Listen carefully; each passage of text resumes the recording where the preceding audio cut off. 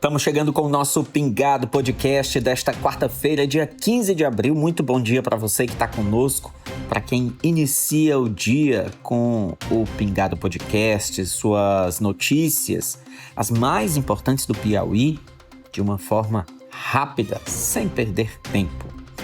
Vamos aos destaques desta quarta-feira. Pela primeira vez na história, um piauiense vai presidir o Tribunal Superior Eleitoral. Em votação simbólica, o ministro Nunes Marques foi escolhido ontem, novo presidente da Corte Eleitoral.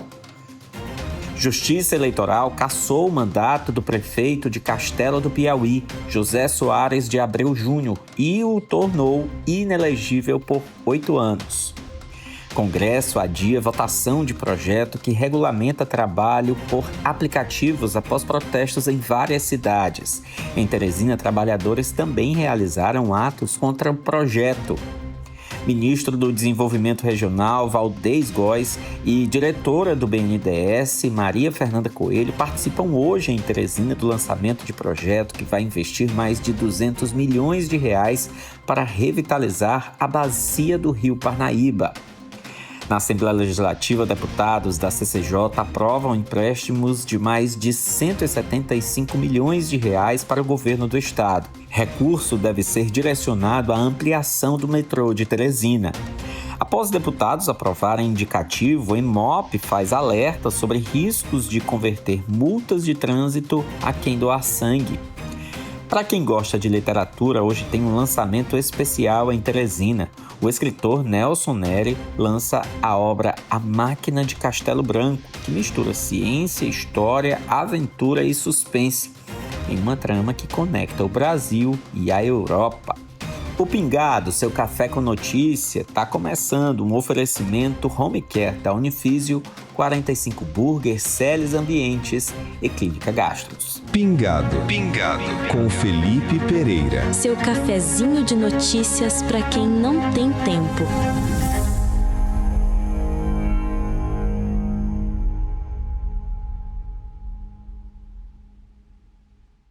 A votação do projeto de lei complementar que busca regulamentar o trabalho por aplicativos no Brasil foi adiada na Câmara dos Deputados após protestos da categoria em diversas cidades do país, inclusive em Teresina, ontem.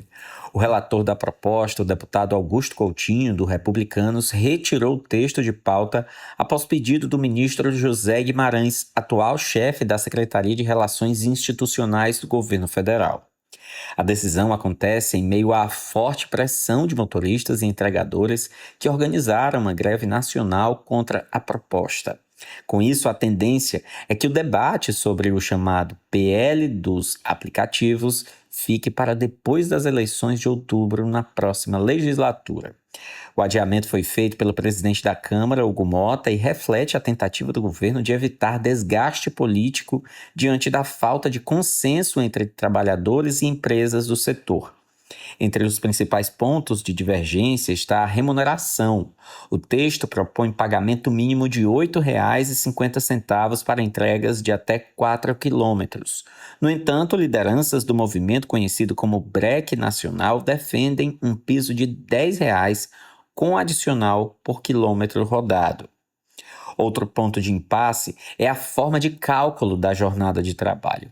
O projeto estabelece pagamento pelo tempo efetivamente trabalhado, com valor de R$ 14,74 por hora. Já os trabalhadores reivindicam a inclusão do tempo de espera entre as corridas, chamado de hora logada. Para motoristas de carro, o texto não define tarifa mínima, mas limita a 30% o desconto semanal cobrado por plataformas. No aspecto jurídico, o projeto classifica os profissionais como autônomos, sem vínculo pela CLT, e define que eventuais processos devem ser julgados pela Justiça Comum, o que gera preocupação entre especialistas. O governo tem defendido um projeto de autoria do deputado Guilherme Boulos, que hoje é ministro-chefe da Secretaria-Geral da Presidência da República, em coautoria com os deputados Túlio Gadelha e pastor Henrique Vieira.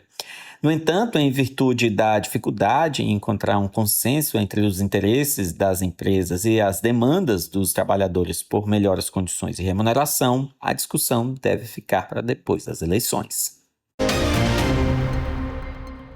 Pela primeira vez na história, um piauiense vai presidir o TSE, o Tribunal Superior Eleitoral. Em votação simbólica, o ministro Nunes Marques foi escolhido ontem novo presidente da Corte Eleitoral. Atualmente vice-presidente do TSE, Nunes Marques vai assumir o comando após o fim do mandato da ministra Carmen Lúcia, que completa 2 anos à frente do tribunal no final de maio. O vice-presidente será o ministro André Mendonça e a data da posse ainda não foi definida. A votação é simbólica porque a escolha do comando do tribunal segue o critério de antiguidade entre os ministros que também compõem o Supremo Tribunal Federal. Natural de Teresina, Cássio Nunes Marques tem 53 anos e foi indicado ao Supremo em 2020. Antes de chegar ao STF, atuou como desembargador do Tribunal Regional Federal da Primeira Região, foi advogado por cerca de 15 anos e juiz do Tribunal Regional Eleitoral do Piauí. E falando sobre justiça eleitoral, ela cassou o mandato do prefeito de Castelo do Piauí, José Soares de Abreu Júnior, e o tornou inelegível por 8 anos. A decisão também atinge a vice-prefeita Ana Soares Belé e o ex-prefeito José Magno Soares da Silva. A defesa ainda pode recorrer. Segundo o juiz Ranieri Santos Cupira, houve abuso de poder político e econômico, compra de votos e condutas vedadas na eleição de 2024. Um dos pontos citados é a festa do bode, em agosto de 2024, custeada com recursos públicos e com distribuição de dinheiro ao público, enquanto os nomes dos candidatos eram anunciados. O ex-prefeito foi condenado ainda a pagamento de multa. O prefeito Júnior Abreu se pronunciou por meio de nota, diz que permanece no cargo, que a decisão é de primeira instância e vai recorrer. Ele cita que a escolha da população nas urnas deve ser respeitada. Já a vice-prefeita Ana Belé afirma que se trata de decisão inicial, passível de revisão e que segue firme no exercício das funções com confiança no devido processo legal.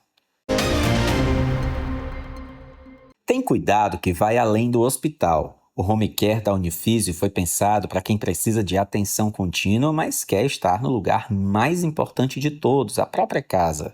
A Unifísio conta com equipe multidisciplinar, equipamentos modernos e suporte completo, inclusive com ambulância, garantindo tranquilidade para o paciente e para toda a família. E o melhor, atende todos os planos de saúde.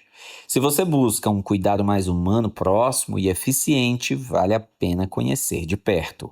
Home Care Unifísio, 24 horas de atenção humanizada.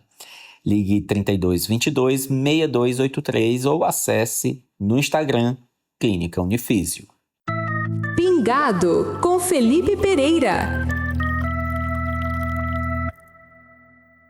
O governo do Piauí e o BNDES, o Banco Nacional de Desenvolvimento Econômico e Social, lançam hoje um edital que prevê investimento de 228 milhões de reais para a revitalização da bacia do Rio Parnaíba. O lançamento vai contar com a presença do ministro da Integração e do Desenvolvimento Regional, Valdez Góes, e a diretora de creche do BNDES, Maria Fernanda Coelho. O edital tem como objetivo selecionar até 30 projetos voltados à restauração ecológica e à recuperação dos recursos hídricos na região da usina hidrelétrica de Boa Esperança. As ações devem contemplar 23 municípios prioritários do estado, com foco na melhoria da disponibilidade de água e na preservação ambiental.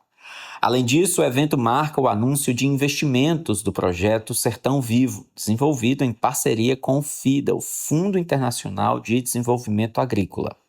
A iniciativa prevê apoiar práticas agrícolas mais resistentes às mudanças climáticas em 90 municípios do Piauí.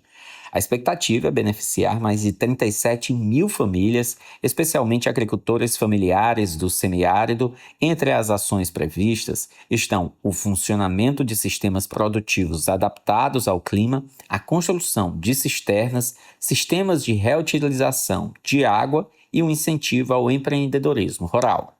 A ação integra o Programa de Revitalização de Bacias Hidrográficas dentro do novo PAC e tem como foco não apenas a preservação ambiental, mas também a geração de emprego e renda na região. Fala, craque! O Grupo 45 tá de casa nova. Agora a 45 Burger e a 45 Pizza estão juntas num espaço gigante, mais confortável e com muito mais variedade. Anota aí. Fica na Rua Visconde da Parnaíba, 1615, no Ininga, em frente ao novo Colégio das Irmãs da Zona Leste. Pingado, com Felipe Pereira. A Comissão de Constituição e Justiça da Assembleia Legislativa do Piauí aprovou 2 pedidos de empréstimo solicitados pelo governo do estado para ampliação do metrô de Teresina. O valor total das operações chega a R$ 175 milhões. Os recursos serão contratados junto à Caixa Econômica por meio do programa Protransporte. Um dos empréstimos é de R$ 120 milhões e o outro de 55 milhões. Durante a sessão, presidida pelo deputado Fábio Novo, do PT, foi destacado que a ampliação do metrô pode reduzir o tempo de deslocamento, especialmente para quem sai da Zona Sudeste, além de estimular a movimentação no centro da cidade. O relator da proposta de maior valor, o deputado Evaldo Gomes, do PT, destacou que o investimento tem como objetivo modernizar o sistema metroviário que já tem cerca de 30 anos, além de viabilizar a construção de novas paradas. Um investimento de grande importância para beneficiar a população de baixa renda.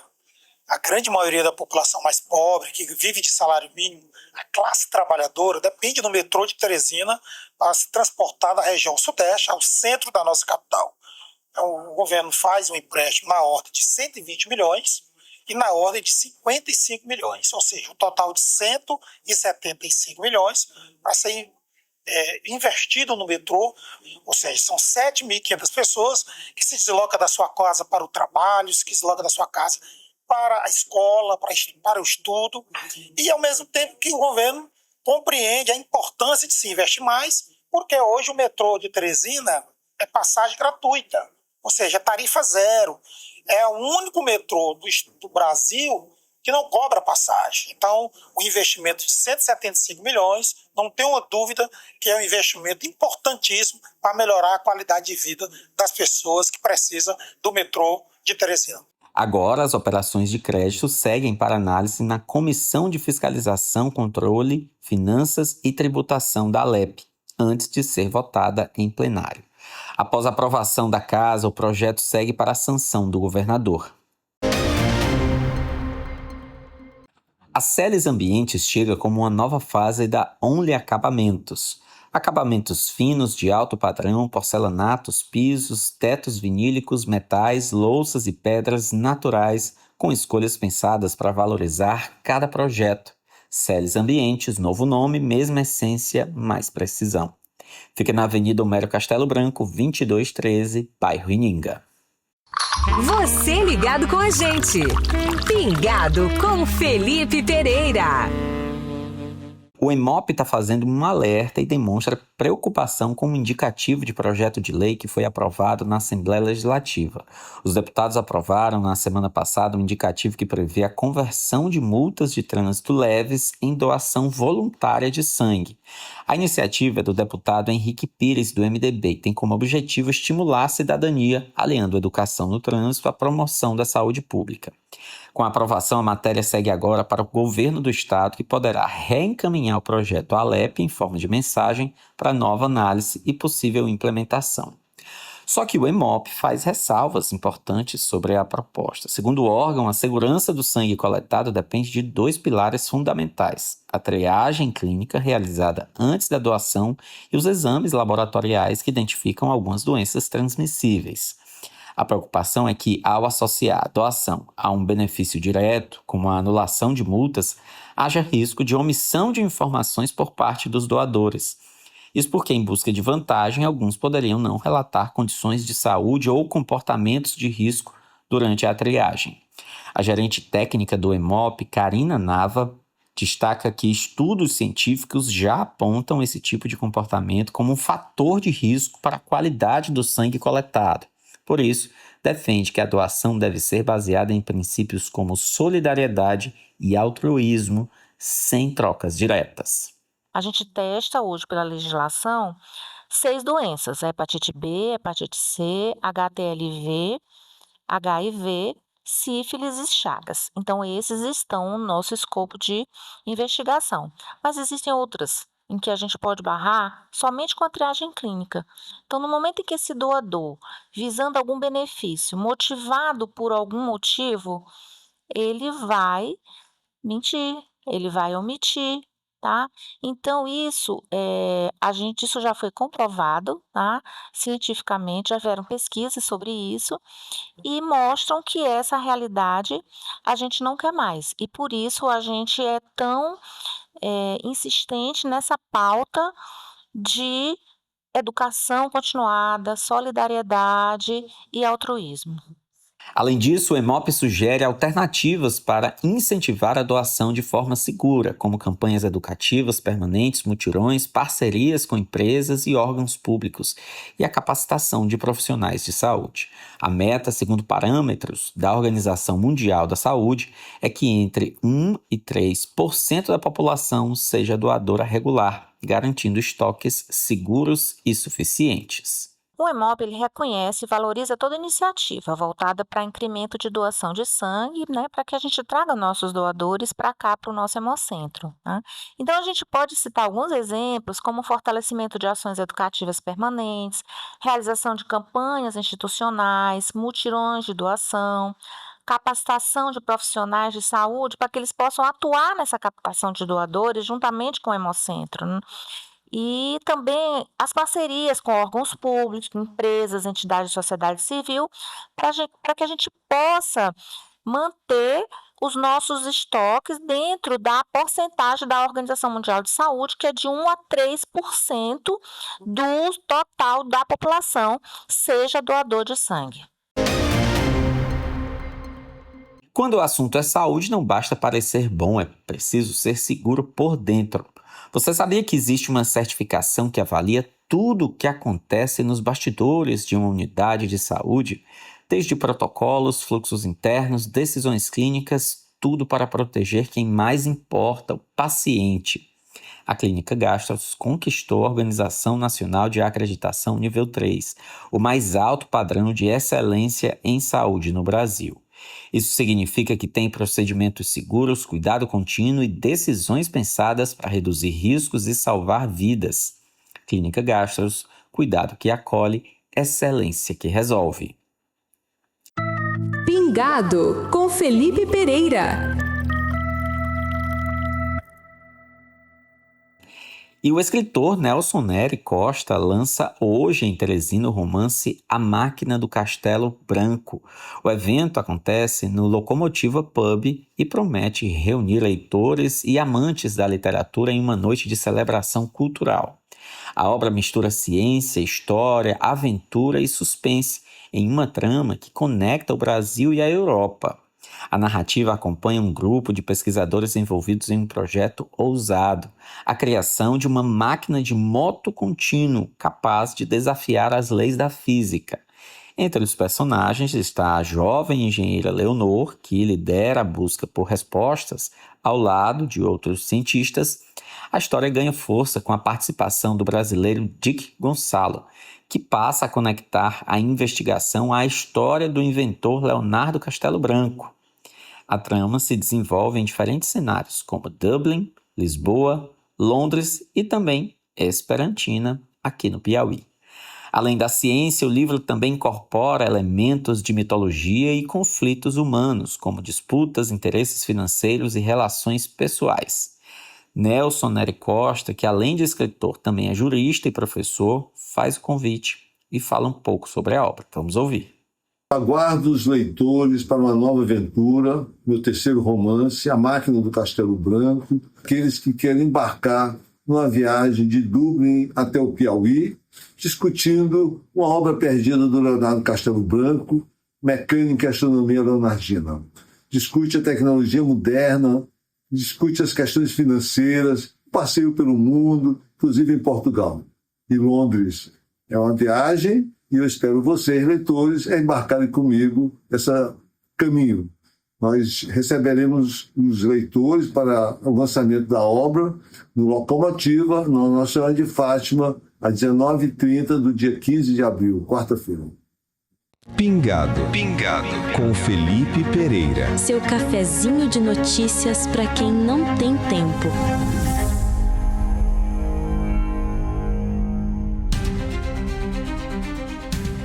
Vamos encerrando o nosso Pingado Podcast desta quarta-feira. Um abraço grande para você, clique para curtir, mande para os seus amigos, para que todo mundo fique muito bem informado. Um abraço e até amanhã. Pingado Pingado com Felipe Pereira, o seu cafezinho de notícias para quem não tem tempo.